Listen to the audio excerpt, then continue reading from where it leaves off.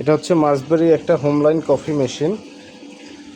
এটার সাথে অ্যাক্সেসরিজ একটা পোটা ফিল্টার থাকছে, একটা টেম্পার থাকছে, দুইটা বাস্কেট থাকছে, সিঙ্গেল বাস্কেট, ডাবল বাস্কেট। এটা হচ্ছে ম্যানুয়াল একটা গাইড, এখানে সব ধরনের ইনফরমেশন দেওয়া আছে অপারেট করার। জাস্ট দেখাইলাম, ঠিক আছে। মেশিনটা অন করা হয়েছে।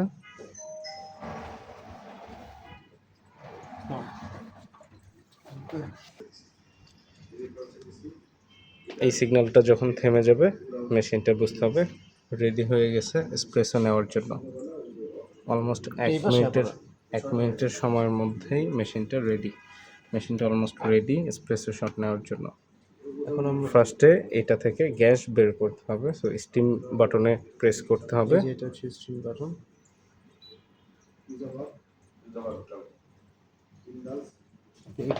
এই পাশে এলে ভিডিওটা সুন্দর বুঝে যাবো আর কি, ঠিক আছে না?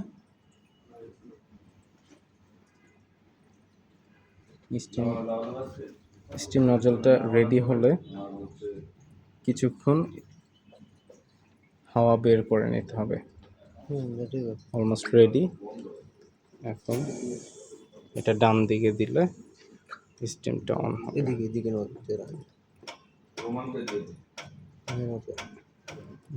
দিয়ে রাখেন।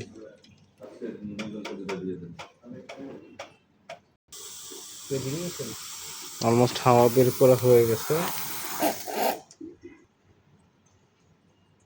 সুইচ বাটনটা 3 সেকেন্ড চাপ দিয়ে ধরলে আবার এসপ্রেসো নেওয়ার জন্য রেডি হয়ে যাবে।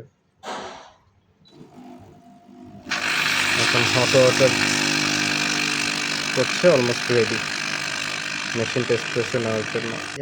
বলবো আমি যে আমাদের এই যে বাস্কেটটা দেখছেন, ট্যাম্প বাস্কেট, এটার মধ্যে আপনার 8 থেকে 9 গ্রাম বিনস অনায়াসে ধরে। 8 দেয়। সো একটা সিঙ্গেল এসপ্রেসোর জন্য এটাই পারফেক্ট। তো এখন আমরা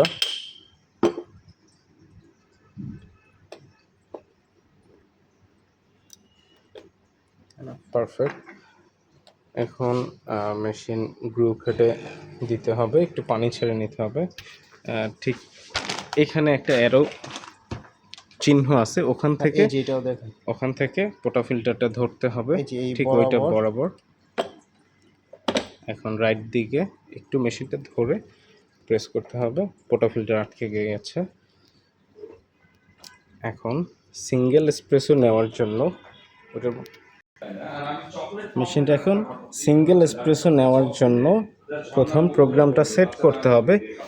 এই বাটনটাতে আমরা 3 সেকেন্ড চেপে ধরব। এখন ব্রিং হচ্ছে, তো 30 ml কীভাবে বুঝবো? এটা আমাদের একটা মেজারমেন্ট আছে, এই পর্যন্ত হলেই 30 ml হবে। তো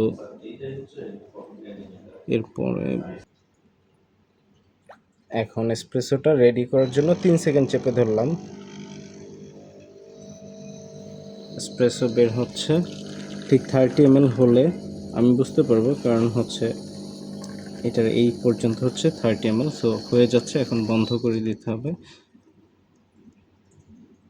এখন এই এসপ্রেসোটা একটা পারফেক্ট মেজারমেন্ট, ওয়ার্ল্ডের সব জায়গায় 30 ml single espresso shot count করে। সো এটা এখন সেট হয়ে গেছে। পরবর্তীতে এতটুকুই কফি পড়বে সিঙ্গেল শটের জন্য। স্টিমটা রেডি হচ্ছে। স্টিম রেডি হলে জাস্ট গ্রুপের থেকে একটা সিগন্যাল দিবে, সিগন্যাল দিয়ে দিয়েছে। এখন বুঝতে হবে স্টিম করার জন্য রেডি। এখন মিল্ক পিচারে নিয়ে জাস্ট এই পিচারে এখন মিল্ক নেই, মিল্ক নিয়ে জাস্ট স্টিম করলেই হবে। এই পিচারগুলো আমাদের কাছে পাওয়া যাবে স্টেনলেস স্টিলের।